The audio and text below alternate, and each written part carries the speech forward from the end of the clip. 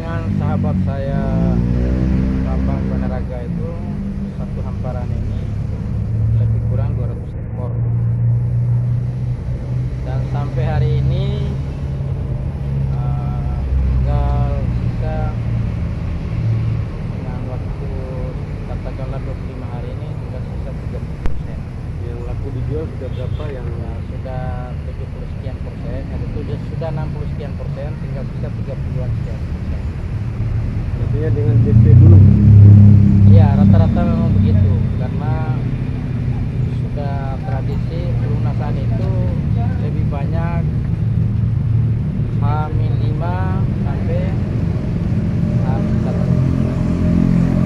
Jumlah ekor tahun yang lalu dengan tahun sekarang naik atau menurun? Boleh dibilang drastis menurun, karena tahun lalu saya 328 ekor. Nah, 328 ekor, laku normal 280 sekian ekor, karena hampir sempurna tahun lalu rata-rata ada saja yang nyangkut. Ya, benar-benar hidayah Allah itu bagi yang tahun lalu kandangnya habis semua dengan harga normal kan. Tapi tadi kita bilang hampir sempurna tahun lalu itu rata-rata nyangkut, hanya dengan jumlah ekornya saja yang kita tidak tahu pasti dari kandang per kandang itu. Dengan penurunan kuota sekarang, dengan sapi yang sudah ada di kandang ini, kira-kira mampu terjual habis kira-kira tahun ini dengan kondisi yang ada ini?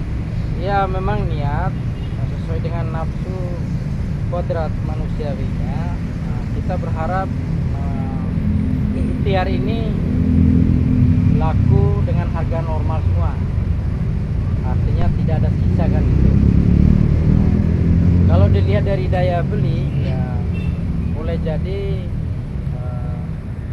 ini daya belinya stabil, tapi boleh jadi kurang di kandang kita ini disebabkan tahun ini khususnya di Tangerang ini banyak yang membuka kandang, sekalipun jumlah ekornya di kandang kami ini 30% dari tahun lalu.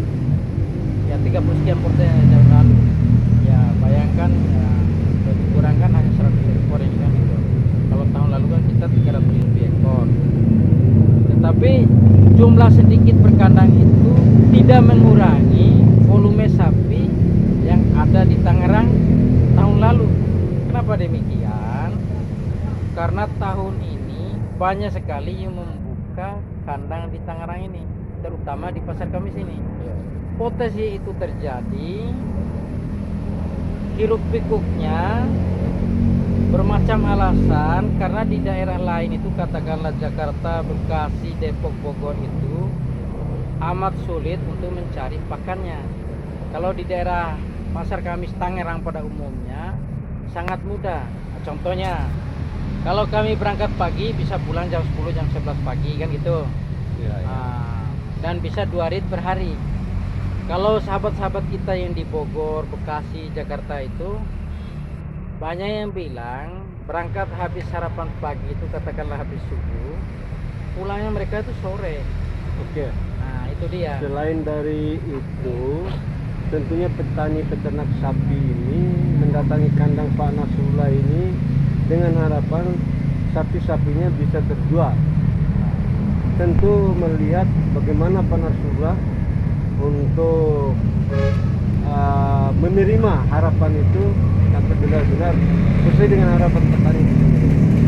Ya, insya Allah semua kita punya harapan yang sama, punya harapan yang baik, punya niat yang bismillah. Semua hanya tawakal pada Allah.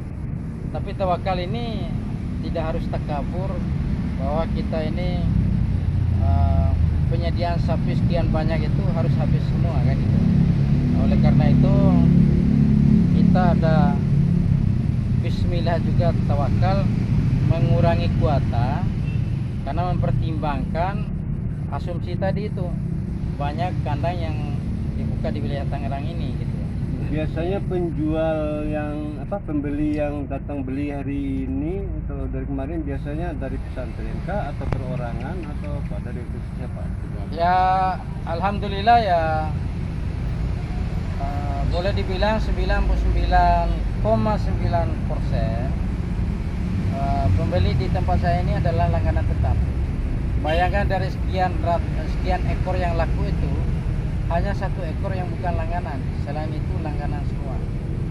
Dan tahun-tahun sebelumnya saya selalu mengalami katakanlah 20% yang bukan langganan tetap. Secara langganan saya rasa tidak ada yang bergeser. Ada yang bergeser itu manusiawi, ada isu sana sini. Ya itu kita anggap saja itu bagian dari renungan suci kita untuk memperbaiki manajemen niaga kita di momen penjualan sapi kurban ini. Menentu kepala kandang Alhamdulillah saya sebagai mekanismenya seperti apa? koordinator kandang, koordinator penjualan sapi hanya bisa membatasi dengan harga standar sesuai dengan berat kisaran. Namun penentu harga, finalnya harga itu ada sama petani. Sehingga dalam contoh transaksi saya ini ada 3 nama di sini: pemilik kandang, pemilik sapi, pembeli. 3 nama ini sebagai bentuk mudah-mudahan aja tidak berlebihan berkomentar ini, ada ranah-ranah syar'inya kan gitu. Keterbukaan kita dalam jual beli bentuknya dagang berjemaah ini kan gitu. Sehingga harga sapi nanti yang tertera di sini tidak ada yang ditutup-tutupi, terbuka. Ya, kepala kandang tanda tangan, pemilik sapi tanda tangan sesuai harga akad, begitu juga pembeli. Ya, sehingga tidak ada yang harus saling curigai. Cara ini memang inisiatif sendiri untuk meminimalisir isu-isu miring, karena memang kita ini kan tidak jauh dari godaan setan dan lain-lain itu, hanya dengan cara untuk mengurangi isu-isu miring itu. Terus dari sekian banyak pelanggan panas gula ini, jadi kebanyakan dari pejabat, masyarakat biasa atau gimana Pak? Ya alhamdulillah, saya pejabat boleh dibilang hanya 10 ekor sapi. Pejabat pemerintah ya.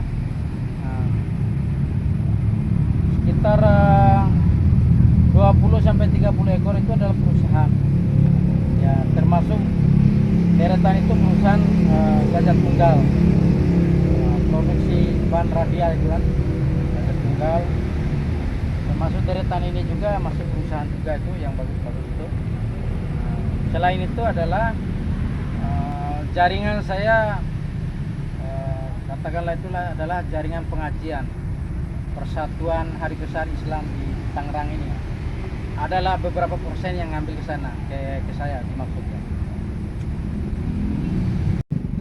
Untuk meringankan dan mempermudah bibit sapi untuk penggemukan persiapan niaga kurban ini, eloknya Pemda Kabupaten Bima berdiskusi rapi dengan Petani. provinsi, lalu dihubungkan dengan petaninya bagaimana cara pengelolaannya, cara prosedurnya untuk menghadirkan sapi dari NTT ini secara legal, karena kelihatannya bibit termurah itu hanya ada di NTT untuk persiapan persaingan penjualan hewan kurban ini. Oke lah, alasan takut virus menyebar dan sebagainya, saya rasa itu alasan itu sudah bukan cerita baru lagi kan itu. Sekarang kita udah maju ya, dunia sekarang kan dunia riset ini Pak Jibril. Takut dengan virus sapi sebelum masuk ke daerah kita, kalau sudah legal bisa di lab, bisa divaksin kan gitu. Tanpa dikasih izin pun itu sama halnya Pemda Kabupaten Bima memberi peluang masyarakatnya untuk berbuat ilegal. Ya, karena kenyataannya 10 tahun berturut-turut ini tidak kurang dari sekian ribu sapi dari NTT itu yang dijadikan pengemukan oleh teman-teman dari Kabupaten Bima dan kota ini, bahkan Dompu, untuk dijadikan momen niaga kurban. Nah, lebih kurangnya diskusi ini sangat bagus dikembangkan di teman-teman sebagai mitra antara pemerintah dengan masyarakat untuk dikembangkan untuk meringankan masyarakat ini tidak lagi membeli bibit yang mahal. Kenapa demikian? Membeli bibit yang murah itu petani lebih mudah untuk menjual sapinya di Jabodetabek ini sebagai persaingan niaga kurban ini. Ya. Kalau bibitnya mahal, tentunya sapinya ikut mahal. Gitu. Nah, itu. Nah, contohnya sekarang ya, saya sapi Bali ini kan 50% di kandang ini, ya tinggal 12 ekor. Gitu. Nah, sapi yang dari daerah lain masih dibilang ya 60% kan gitu. Saya rasa demikian. Lebih dan kurangnya ini teman-teman.